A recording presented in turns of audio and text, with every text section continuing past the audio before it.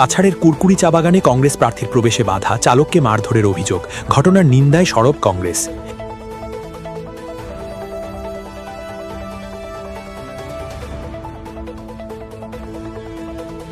নির্বাচনের প্রাক্কালে কাছাড়ের কাটিগড়া বিধানসভা কেন্দ্রে রাজনৈতিক উত্তেজনা বাড়ছে।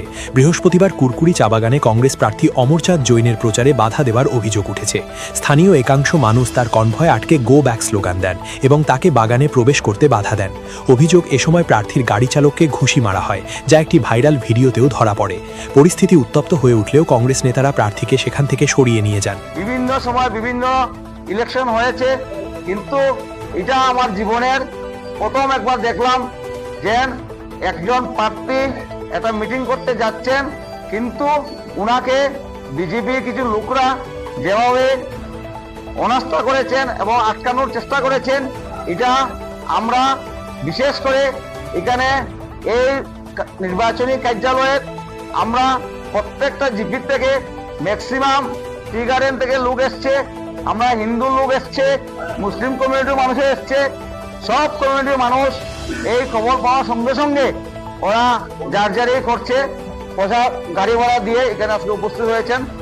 আমরা এই এত লোক দেখে তো আমরা সাহস বেড়ে গেছে, তা আগামী যে নির্বাচন যেটা হবে আমরা জয় নিশ্চিন্ত। গত 2-4 দিন থেকে আমাদের যে কংগ্রেসের যে ওয়ার্কাররা যেভাবে কংগ্রেসের লাগে কাজ করে যাচ্ছে, বিজেপি ভয় পেয়ে গেছে। এবং আমি আগেই বলেছি, এই ভয়ের ডরে আগামী করল মুখ্যমন্ত্রী আসছেন, এই ভয়ের ডরে আজকে ওনারা আজকে লাস্ট পর্যন্ত এত নিচস্তরের রাজনীতিতে গিয়ে আজকে আমরা প্রার্থীকে মিটিংয়ে যাতে বাধা দেওয়া হচ্ছে।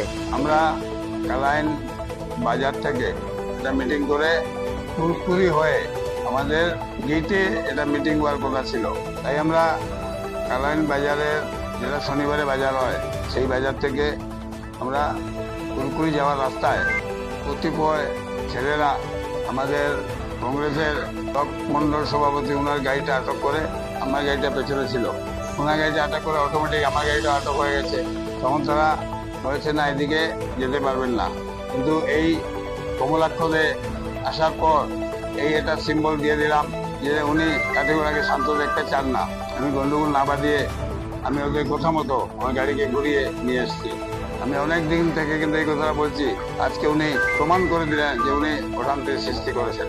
তাই আমি কাঠিগড়ার আপামর জনসাধারণের কাছে আমার একটা অনুরোধ, আজকের ওরা যে ভিডিওটা ছেড়েছে সেই ভিডিও দেখে আপনারা আইডিয়া করতে পারবেন এখানে কে উচ্ছৃঙ্খলতা করছে, কে হিংসা ছড়াচ্ছে। তাই যাতে উনাকে কাঠিগড়ার কোনো মানুষ একটি ভোটও দেয় না, সেই আপিল করে আমার বক্তব্য এখানে শেষ করলাম।